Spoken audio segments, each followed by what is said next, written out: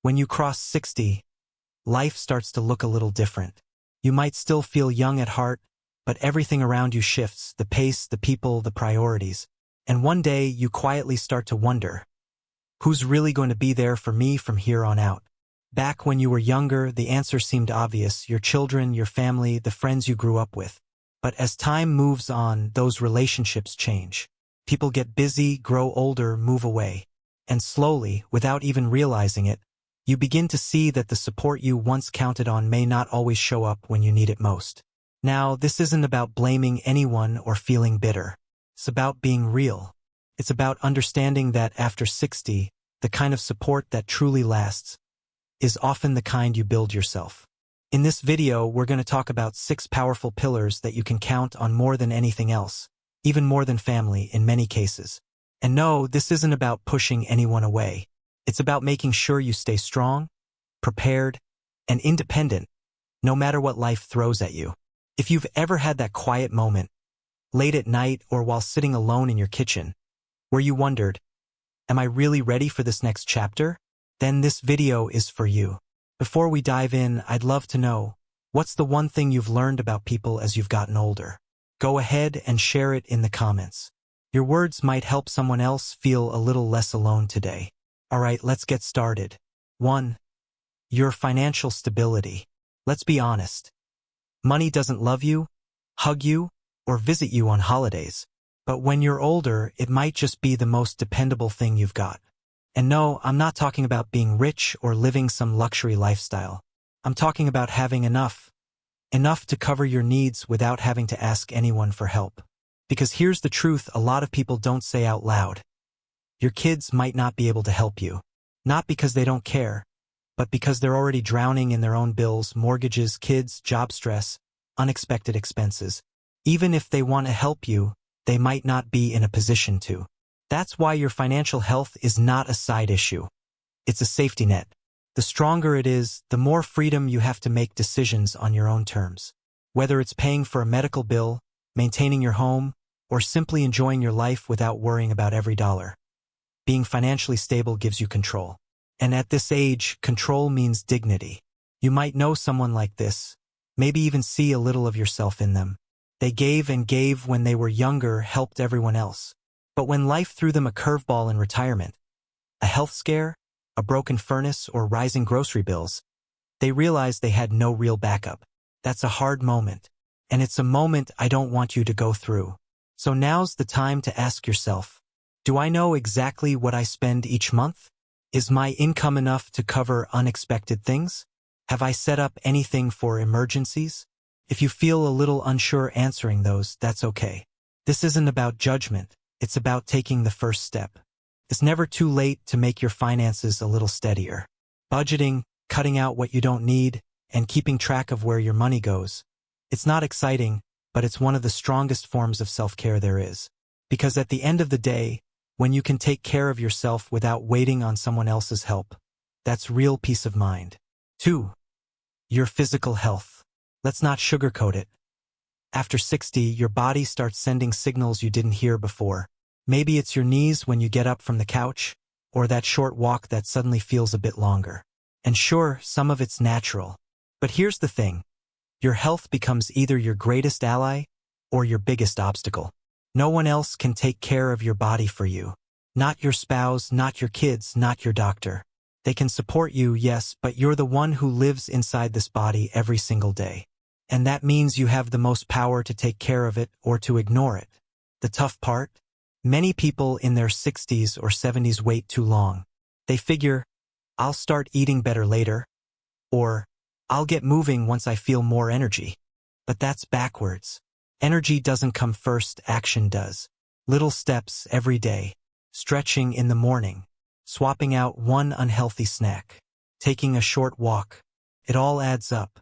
And it matters not just for your body, but for your freedom. Because when your health starts to go downhill, so does your independence. Suddenly you can't drive yourself to appointments. You rely on others to help you get around. Even basic things, bathing, cooking, dressing, can feel like mountains to climb. That's when people start feeling helpless. And I don't want that for you. Think about this. Have you noticed changes in your body that you've been ignoring? A cough that won't go away? Trouble sleeping? Pain in your joints? Don't brush it off. Talk to someone. Take action now, not next year. And listen, no one's saying you need to become a fitness nut. This isn't about six-pack abs or green smoothies. It's about staying capable so you don't have to depend on anyone else for basic things. It's about walking without fear of falling. About lifting your groceries without wincing. About playing with your grandkids, or even just getting out of bed without it feeling like a chore. You've made it this far, and you deserve a body that lets you enjoy these years, not suffer through them. So tell me in the comments, what's one small thing you could do this week to take care of your health? You don't have to run a marathon. Just start somewhere. Your future self will thank you. 3. Your social circle. Let's talk about something most people don't prepare for: loneliness. Not the kind that comes from being alone for a day or two. I'm talking about that quiet emptiness that creeps in when the phone doesn't ring, the door doesn't knock, and the people you used to see all the time just fade into the background. After 60, this happens more than we like to admit. Friends move away. Some pass on. Kids get busy with their own lives. And all of a sudden, your world, once full of voices, laughter, and shared stories, starts to feel a little too quiet. Here's the hard truth. Even if your children love you deeply, they can't be your only source of connection. They have jobs, spouses, responsibilities. They might not be able to visit or call as often as you'd hoped. Not because they don't care, but because life pulls them in 100 directions. And waiting around for them to fill the silence will only make the loneliness heavier. That's why your social circle, your chosen connections, is so important. These are the people who lift your spirits, check in on you, laugh with you, and remind you that you still matter. And you don't need dozens of friends. Just a few good ones can change everything. Let me ask you something. When was the last time you made a new friend? Reached out to someone? Joined a group? Started a conversation at the library, at church, or at a community center? I know it's not always easy. Putting yourself out there feels awkward, especially later in life. But loneliness, if left alone, is dangerous. Can hurt your health just like smoking or heart disease. Chips away at your happiness, your energy, even your will to stay active and involved. But the good news? You can fight it one connection at a time. Call an old friend. Join a book club. Volunteer somewhere. Start small, but start somewhere. You're not too old to meet new people or to laugh over a cup of coffee with someone who genuinely enjoys your company. You don't have to wait for others to make the first move. You've got stories, wisdom, and kindness to offer. And believe me, someone out there is hoping for a friend just like you. Let me know in the comments. Do you feel like your social circle is strong right now? Or is it something you want to work on? 4. Your sense of purpose. After retirement, after the kids have grown, after the daily rush slows down, there's a strange kind of silence that can settle in. You've spent so many years doing for others, showing up, being responsible, taking care of things. And then one day, you wake up and ask yourself, now what? That question is more common than people admit. Because once the roles you've held for decades start to fade, being a parent, a worker, a provider, it's easy to feel like something's missing. Not in a dramatic way, but in that slow, quiet way that makes your days feel dull. Like you're just going through the motions. Here's the truth. No one else can give your life meaning. Not your children, not your spouse, not even your grandkids. They can bring joy, yes, but your sense of purpose? That has to come from you. And when you find it, life feels different. More alive, more balanced, more you. Purpose isn't always about big goals or changing the world. It can be small, something that gives your day structure, something that makes you feel useful, seen, and appreciated. Maybe it's learning something new. Maybe it's mentoring younger people. Maybe it's gardening, painting, volunteering, or even just setting a personal goal and sticking with it.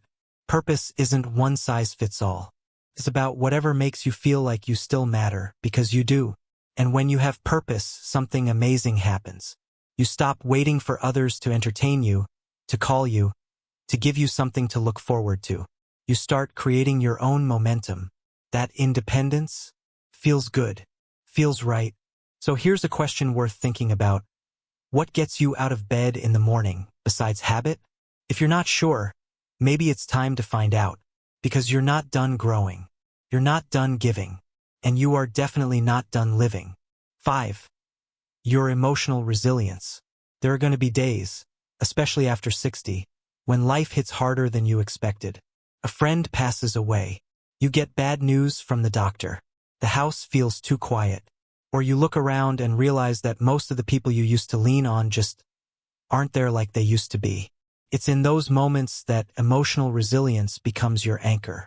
You can't stop pain from showing up in life. No one can. But what you can do is decide how you'll carry it.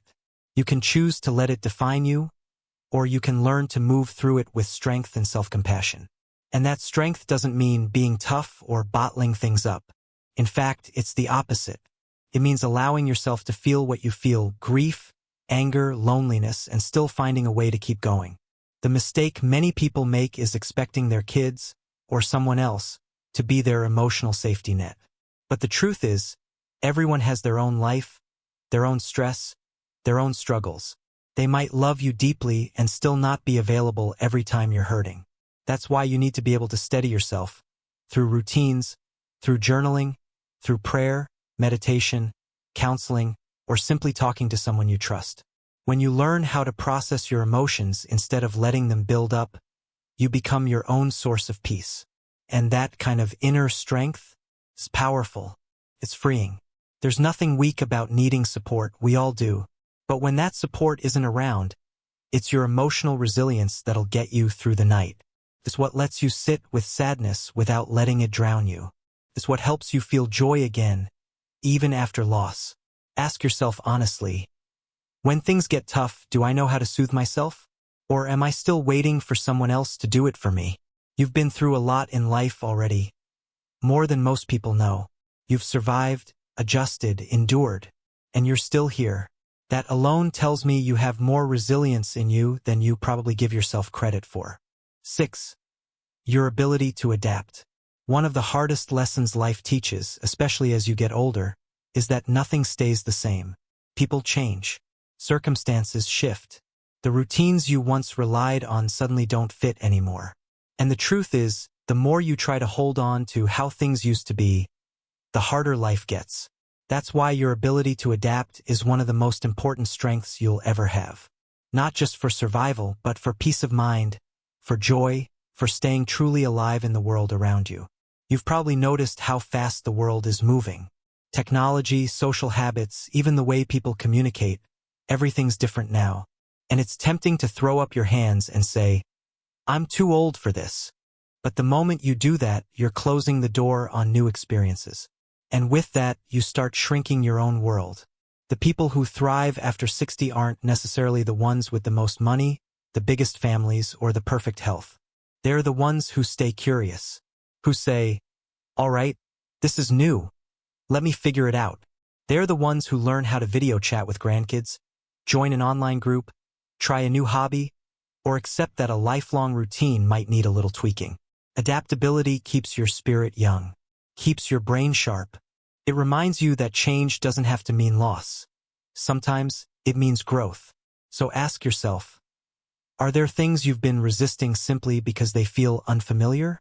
Is there a part of you that's stuck in what was, instead of exploring what could be? Because here's the thing, you're not done yet. Life isn't done with you either. There are still new people to meet, new things to learn, and new ways to experience joy, if you're open to it. When you can roll with change instead of fighting it, you don't just survive aging, you own it. Let me know in the comments, what's one change you've adapted to recently that made you proud? Growing older in the USA today comes with its own unique challenges, from health changes and finances to staying connected and finding purpose. But it's not just about facing those challenges. It's about how you face them. The 6 pillars we talked about, taking care of your body, nurturing your mind, building meaningful connections, staying financially aware, finding purpose, and being adaptable. They're like a foundation. When you build on them, you create a life that's not just longer, but fuller and richer. Remember, aging isn't about slowing down or giving up. It's about adjusting your pace, finding new ways to enjoy each day, and holding on to what truly matters. It's about knowing that your value and your joy don't fade with time. They grow, sometimes in surprising and beautiful ways. You've lived through so much already, and you've got the wisdom and strength to keep going. The journey might look different now, but it's still your journey. Embrace it with patience, with openness, and with a little bit of courage. Because the best chapters of your life aren't behind you. They're still waiting to be written. Thank you for being here and listening. If any part of this feels like it speaks to you, or if you have your own story to share, don't hesitate to reach out. After all, we're all in this together, learning and growing every step of the way.